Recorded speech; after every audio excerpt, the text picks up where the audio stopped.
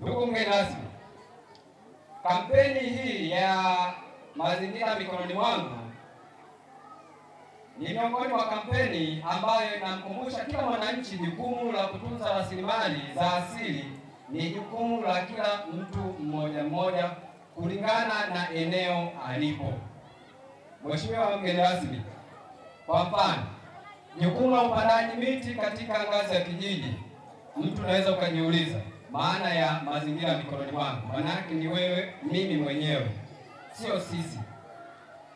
Kwa hiyo jukumu la kupanda miti katika kijiji chetu, mtu anaweza akajiuliza, mikono yangu imepanda miti mingapi?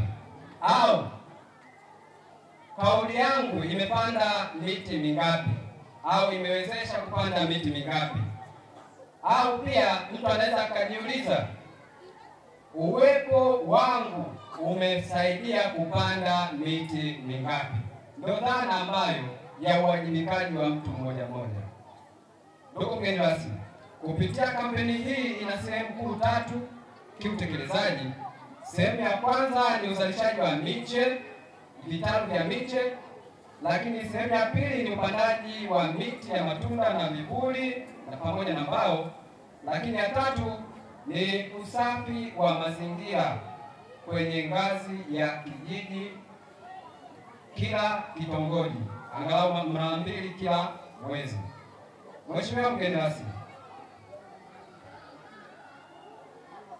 katika usimamizi wa mazingira, sheria ya mazingira ya mwaka 2004 namba 20, ambapo kwenye kifungu kidogo cha 6 ukurasa wa 23 inasema mtu yeyote anayeishi Tanzania atakuwa mdau wa maendeleo na atawajibika kutunza na kuendeleza mazingira na kutoa taarifa yoyote ile kwa mamlaka husika kuhusu uharibifu au shughuli zozote zile ambazo zinaweza kwa kiasi kubwa zikaleta athari katika mazingira.